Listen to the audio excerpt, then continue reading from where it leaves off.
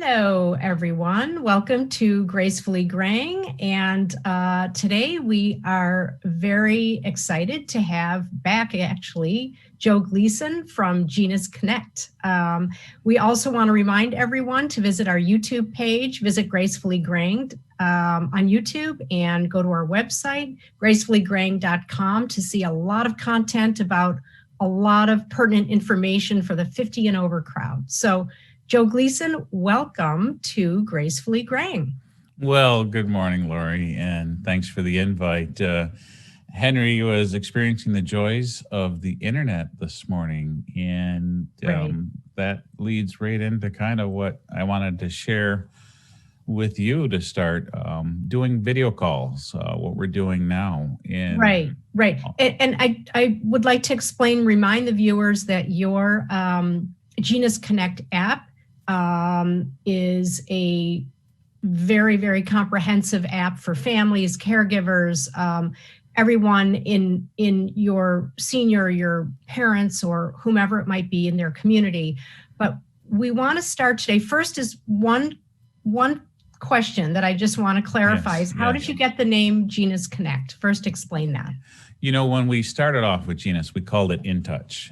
Everything was to be in touch 24/7. And we looked at that name, and Genus evolved way beyond an idea that a few of us had for a project to something that everyone we met along the way, yourselves included, influenced their ideas and their experience. And the name Genus is family. And going to the next step, it's Generation Us. It's our generation for all of us to come together. And when I look at care, it's the great connector, the great uniter. We're all in the same room, varying demographics and skill sets and geographies because we're now connected virtually. So it's us, it's our generation for all of us to kind of reconnect. And I like to say to use these tools of social media instead of exchanging information, getting back to what's important, exchanging emotions and connections. So on that note, thank you for that explanation. That was great. On that note, I know that you are wanting to explain to people, and it's very important for folks to be able to see this, a way of connecting right now. This is actually aside from your app, but a way of connecting, having soothing visits with loved ones. Go ahead and share your screen and explain what you're talking about. Yeah, and I think your audience can really relate to this. You know, we go to get on a camera and we're not used to this whole bit of, hey, lights, camera, action, and get ready. And so what I'm about to share with you was put together as part of a video we wanted to share with families to how do we make these video calls heartwarming and meaningful? Technology's new to, especially to our parents that they're in assisted living. And a lot of my friends are going through this. My family's going through it. My mom's at assisted living, and COVID has popped its head.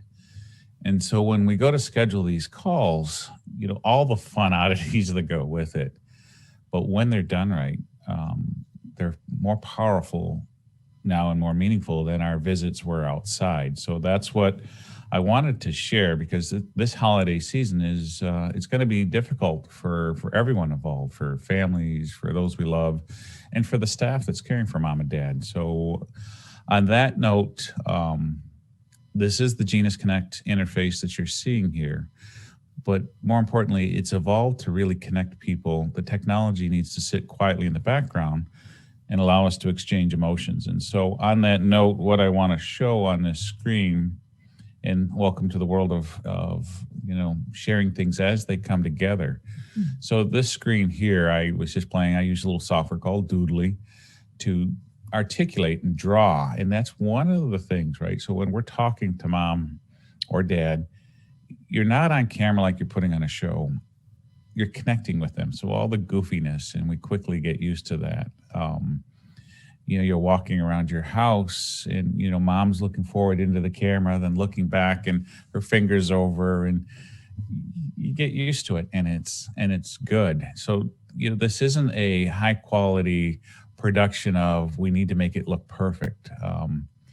But what's important is it's just relaxed in us. In one of the great things that I've come across is the power of music that can be put inside of videos. We see that today, but in a conversation, there's a lot of times there's this awkward silence that, when I'm talking to my mom or anyone, and that's okay. It doesn't mean it's time to end the call. Sometimes it's there to sit. And the power of music to bring peace, but also to restore memories. And I know there's times when I get on the call with my mom, she doesn't recognize me.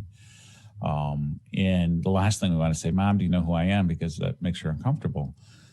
So how do we have that call from 3 minutes and make it 20 in going from the mindset of giving it a gift of love and peace, and when we approach it from the intent?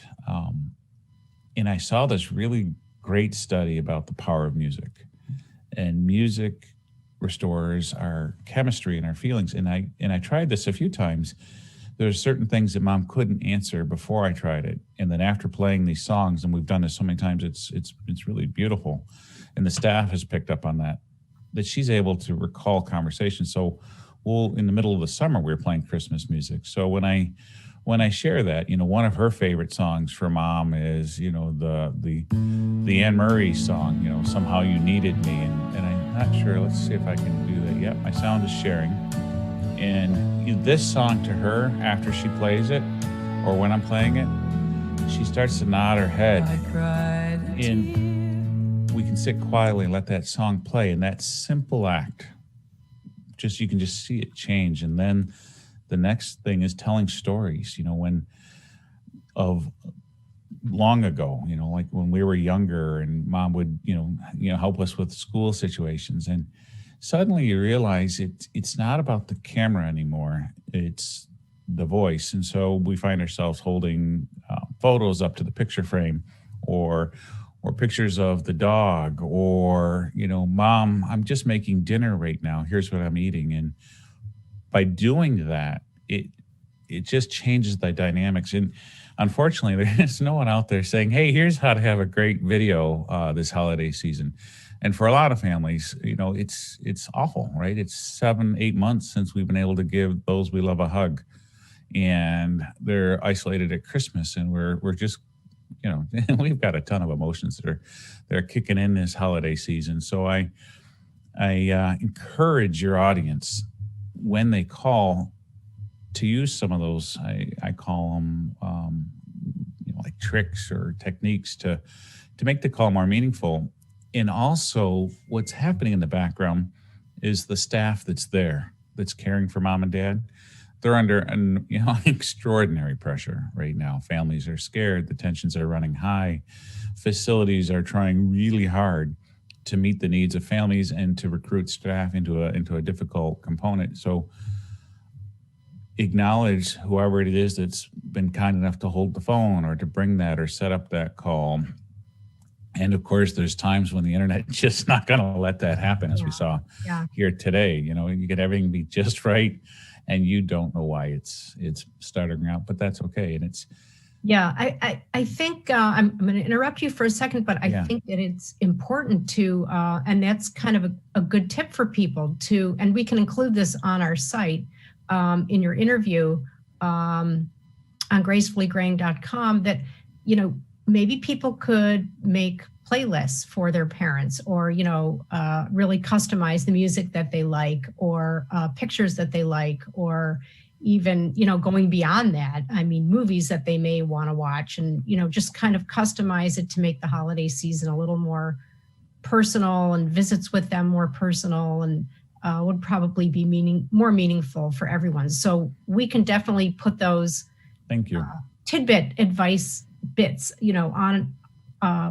on your interview on our site. And I think that would be helpful. And, it's important to bring the grandkids and other family members in as part of that approach. And I watched my own kids when we went to visit my mom the first time, just awful, right? Her hair hadn't been cut in months. It wasn't anything like they had hoped or remembered, right? They're so excited to see her after the big isolation. And then I saw all these articles about music, and I said, let's try this one more time outside with the music. And it made such a profound difference that, there's a lot I want to share about Genus, but at the end of the day, caregiving is about sharing with each other what worked, what didn't work, and remembering it's the power of stories and connections. And, I share the story sometimes, Lori, if I can. My daughter, one night, she was teared up, crying through a difficult moment, and kept saying, Dad, I want to go home. I want to go home. And I tried to understand what she was meaning. And she said, Dad, back when everything was okay, when we were in the car singing, when we were doing this. And the next day I went to see my father at assisted living. And he was very unhappy about the move and kept saying, arguing with all of us, I want to go home. I want to go home. And I used that technique that she taught me. And I held his hand and we went for a walk. And I said, Dad, when you taught me fishing, when you showed me how to row the boat for the first time, when we built that fort together, there were so many things you gave us. And you could just see the whole chemistry change. Now, when I walked him back into his apartment, he's like, I am so lucky to live here. What they want is an emotion. But when we argue with them on that point, because that we just, we're not in their space, but to tell those stories and gently redirect it to those happier moments. Right. So I encourage that combined with music, we can do virtually. And so, yeah. Well, thanks for sharing that story. Yes. I'm sure a lot of people could relate to that. Definitely. Yes. So getting to the genusConnect app. Yes. It's really, in essence, helping families navigate the world of wherever their loved one is, whether it's in assisted living, whether they're home. It's gaining information. It's that communication between the families, the caregivers, the doctors, and whomever's involved, the community. So show us briefly, it's not brief because behind the scenes and the back end, I know it's very complicated. Sure. But I know that you're trying to make this easy for people to use. So go ahead and maybe if you could explain simply what the app is. When we started Genus, we started off with what we learned from in our family it was really a calendar, right? It started off, if we could just make the calendar center to what was going on in mom and dad, who saw mom and dad last, what do they need? And so as we advanced Genus through the endless discussions that took place, not only was it a calendar, it's like, okay, so I got off the phone with mom or dad, and then the simple question of, well, who was with me? Where was the visit? So now I can say, okay, when's the last time one of the siblings was there? And then one of our friends really came with this. He used a little slider that tells us how they are emotionally and physically. Well, that starts changing things, right? It's now instead of writing a text description, how mom and dad are, we're able to graph it. In that simple component added purpose to logging or we're sharing a phone call because now we can spot trends. And then we take it to the next step and say, well, I just got off the phone. I don't have a picture to share, but if I were to choose a picture as to how I feel today, we can make it fun. And so maybe it's mom was, reminding me that I'm her favorite, which is, something we like to say with each other, or, a goofy little face, or, the animal icons are great because animals have a great way. I use this panda bear from time to time, that says, oh, it was a silly phone call. And now when I share that with family members, they see that. And what's great is they're able to put a little, a like and comment on it real time, just much like we do with Facebook, but it's private only with those that we want to share this with. Expanding upon that, we realize that from a science and understanding that a lot of care, no one taught us how to care. And, we even published it, with all the professionals we've had the opportunity to speak with and going to MIT Age Labs and studying social physics. We actually created something called care physics, which brings into focus, and I'll bring the picture up that kind of shares what we mean by care physics, because it's social influences, we adopt the behaviors of those others that we see do. Well, when it comes to care, we don't see care really taking place until we're, like a deer in the headlights.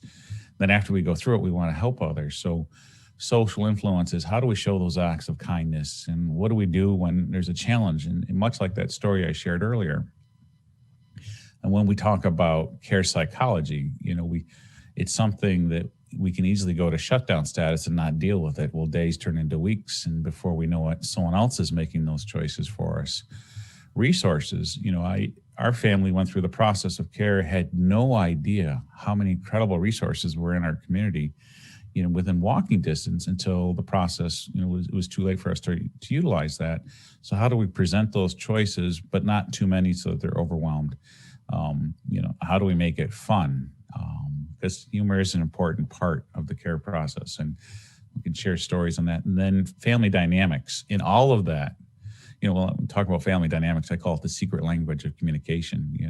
We all have those little innuendos we can make that bring someone to laughter or tears, and then bringing all of that together to support the real core needs of care, because care goes far beyond medical. It's not about vitals and visits. It's the emotional component, the financial and the physical components of care. And, I share this, I have a sister named Jane. See Jane run. We'll use her in a sentence. See Jane run away. Your turn to take mom to the doctors. And then the other sister might double exclamation point. Really? I dropped off the groceries. And as I like to say, what does that mean? It means later that night, my brother and I will get a phone call when things have escalated. But when we design Genus, how do we do that in a way that allows us to contribute in the way that each of us does best? One of us might be better at gardening and finance, and someone else is better at medical. And it's realizing that all of that comes together. Then we expanded it so that, a Meals on Wheels partner can share, hey, a meal was dropped off. And when all of that comes together, we see each of us getting stronger and seeing the good that the others does, because quite often when we can't see others helping out, we feel we're alone. And when we're alone, it's not a good place. So Genus went way beyond a simple calendar, and I'll go back to that, to include, tracking the medical information so we can get that together to producing a care report that you can share with your doctor, to allowing partners to add their own care portals into the equation, to sharing meaningful videos and resources that are relevant, to we now even have built-in Zoom-like functionality so that families can have a 24/7 meeting room. They say, let's have a family meeting. Well, you just go to Gina's and hit enter the meeting room. It's always, there's no ID, there's no nothing, and it's secure. And those meetings aren't limited to 40 minutes. They can go for days, and they're secure. They're device to device. We're not implementing a server in between all this because they're small, private family meetings. And so all of this comes from individuals sharing what they need, and then there's a whole nother piece that's the back end that our partners see. To be able to deliver meaningful content into the care equation, like we're doing with different partners for fall prevention and exercise and checking in to see how the family's doing. We created a concept much like not just putting a video, but we call it a care tile, where it can have questions and answers that families can answer, related content that goes with it. And that can be placed right in to the wall. And so as I scroll the wall here, this icon represents that there's a meeting about to take place, and it could be a partner meeting. I could scroll down, here's a call from earlier today, or a photo someone shared, or here's a great article from UCLA that talks about how do we manage when behavior of those we love has become aggressive. And they do a great job on this, role playing, how to handle that. And wanting, just the ability just to share what's going great in the care process. And of course, you'll see here's a medical information.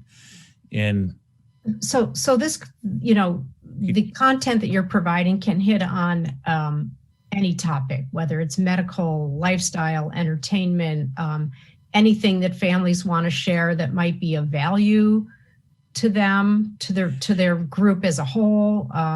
It could be anything from Parkinson's to classical music to, it could be anything, cooking, well-being.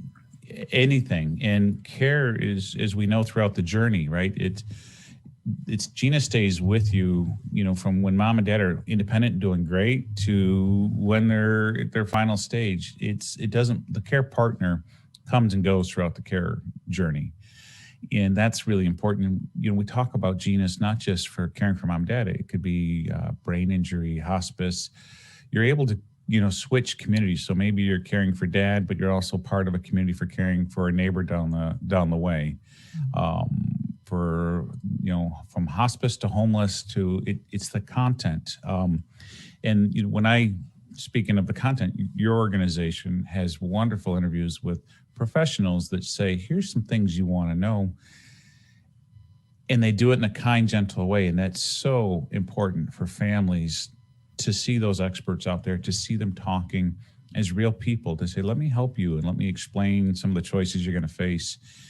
And those need to be presented at the right time in the journey, because if those aren't addressed, they will get taken care of by somebody else. And empowering the families to make those decisions and bringing it all together is right. And so important. Yeah, the great thing is, you have a sample of Betty Knight, somebody's mother. She's a patient. She could be in assisted living. She could be living on her own. But, the beauty of the genusConnect app is that you'd be putting in content, or we would be putting in content that would be really relevant to her. Yes. Yeah. And that's so important, because one of the emotional things that really hit home to me is, when I went through this with dad and you would see him connect, but it broke our hearts to see sometimes when families would start to argue and there would be tension. So here's this man, and in the case of our parents who give their lives for us, the last thing they want to be in their as they get old is to be any kind of a burden.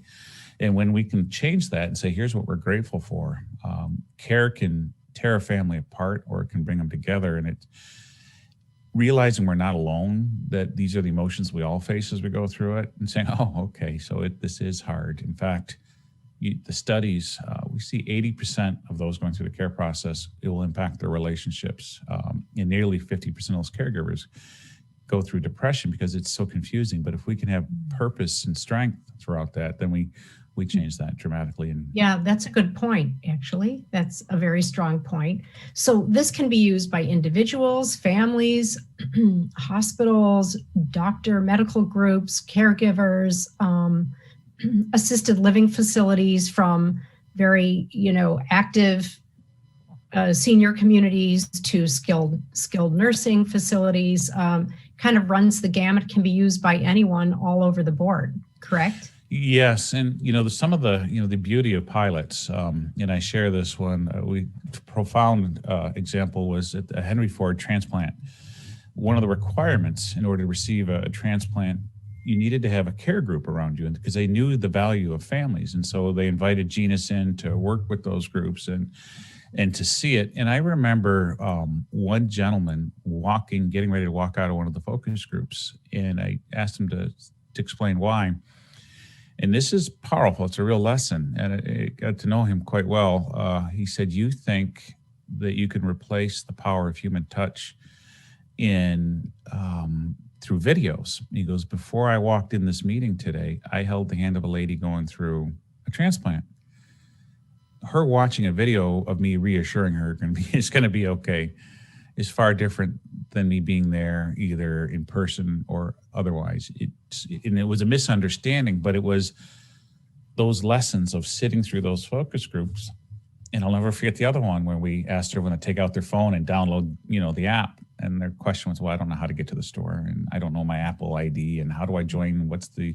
Mm-hmm.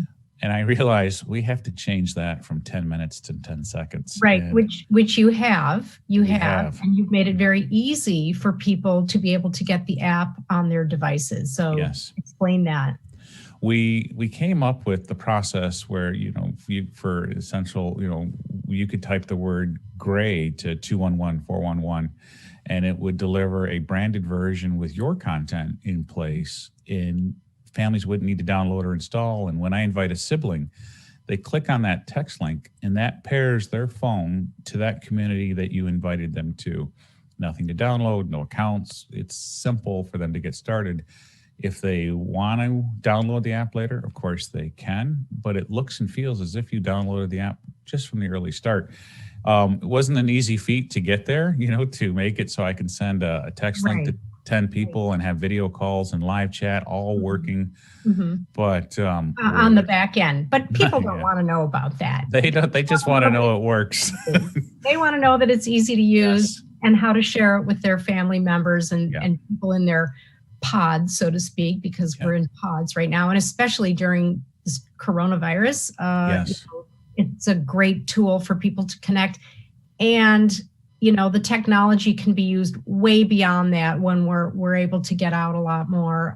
It's just a great tool for communication and keeping track of stuff and relevant information coming constantly. Yes. And it, that's why all the way back to the name, genus, generation, us, what we thought we were going to go out and create, what we did. The people who have been through the care process, who are going through it, every single feature you see has a really heartfelt story and purpose behind it. Someone wanting to make care easier. And the same thing goes with the content. And it seemed that was the aha moment. How do we deliver meaningful content that helps us at the right time? And when we can bring all that together and do it with a sense of purpose and kindness, I think, I just think this is the product that changes the world, so that we're done caring for mom and dad. We use it to care for a homeless or hospice or whatever it is. Once we awaken that sense of kindness, we want to share it. Right. And, people have to know how to use the technology. It's easy enough that, they visually and, they'll be able to navigate it easily, maybe with some help, and that's okay.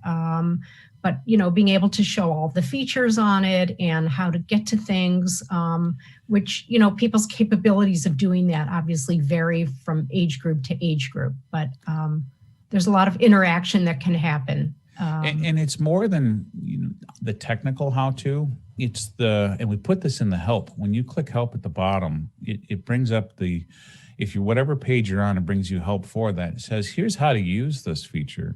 Here's the why we put this in. And here's some tips that go with it. So it's like, okay, we put the calendar in so you could do that. But did you know the other thing you can do with calendars is it acts as a visual roadmap to show, okay, here's when someone else connected, here's when I connected. Right. And it tells a story. So that's, those features were put in for a reason. And it's actually the reasons behind it when we share those that suddenly add actually more value to the feature than the actual feature itself. And so, right. Absolutely. It's storytelling is what this has become. Yes. Well, so we are nearing the end of our time. It went so quickly. It did. And we want people to know all about this. Gracefully Graying will be we are working on being a content provider. So we're, providing great content to all of your users. So what are some final thoughts, Joe, about this as we end? This is our journey. And so everyone listening is going to have an idea on how it can be used. And so we encourage you to share that, to share it with Henry and Lori, to share your ideas and your suggestions for content. We make this better together. And ultimately, that's what we wanted to design to say, this is Genus. Now I welcome everyone to infuse their passions and their excitements onto it, because, we all have a skill to offer. And I think that's the excitement, right? We built this so it's not just for one market or just for one need. This stays with the family, stays with you. I mean, when you're done, you can take it to a friend and say, let's do this together and help someone else. Right. So. Okay. Well, thank you so much for joining us. We really appreciate it. A and pleasure. I'm sure Thank you. We'll have you on again, to keep explaining this and explain it in even more depth.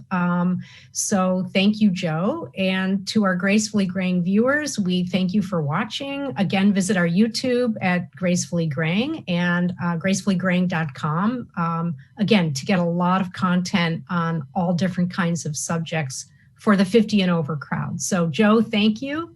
And Lori, thank you. Talk to you soon. Okay, take care. Bye-bye.